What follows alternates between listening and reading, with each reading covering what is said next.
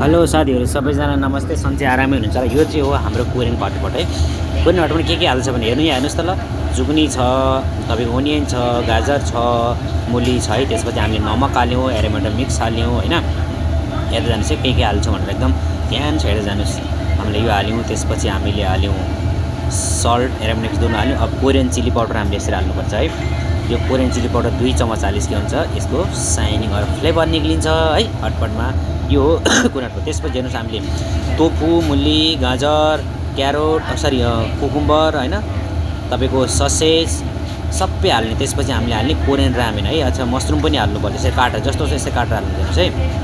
पुरा यसरी काटेर जुकुनी पनि हाल्नुपर्छ यसरी काटेर मजाले काटेर हाल्ने। अनि जो अघि हामीले बनाएको त्यो सुप थियो नि त्यो सुपलाई अनि अहिले मजाले हाल्नुपर्छ। हेर्दै जानुहोस् लास्टसम्म हेर्दै जानुहोस् होला है त।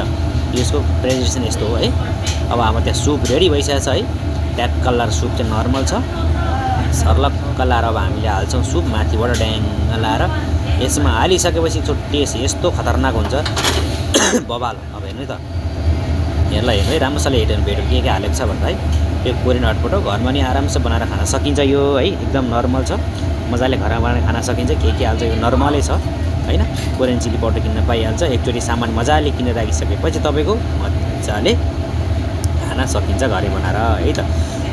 अब हेर्नुहोस् त ल, यो हो नि तरिका, खाने तरिका। मजा आउँछ, टेस्ट अलग अलग टेस्ट, अलग अलग भेजिटेबल होइन। रामेनको टेस्ट अलगै छ, सबको टेस्ट अलग अलगै। तर सुप त एउटै हो, तर जे पनि चिज अलग अलग छ। अब यसको हाम्रो रेडी हुनै लागिसकेको छ। अब हेर्नुहोस् है त, यसलाई मैले अब माथिबाट हालिदिन्छु है त ल। यसमा अलिकति सल्ट कम भयो, मैले सल्ट कम हालेँ है, नुन कम भयो। त्यसमा अलिकति मैले प्याजको पत्ता नि हालेँ काटेको। अनि त्यस फेरि मैले अलिकति गोचुजङ हालिदिएँ, कोरियन गोचुजङ हालिदिएँ। किनकि यसमा अब मैले जति छ नि राखेको त्यसमा माथि मैले सर्लक्क यसरी माथिबाट मजाले यसरी हालिदिन्छु। हेर्दै जानु हेर्नुहोस्। अब हाल्दैछु मैले, बिस्तारै हेर्दै जानुहोस्, लास्टसम्म भिडियो देख्नु होला। र मनपर्छ भने लाइक कमेन्ट सेयर गर्न नभुल्नु होला। सकेसम्म ग्रुपमा पनि सेयर गर्नु होला। हेर्नु त ल।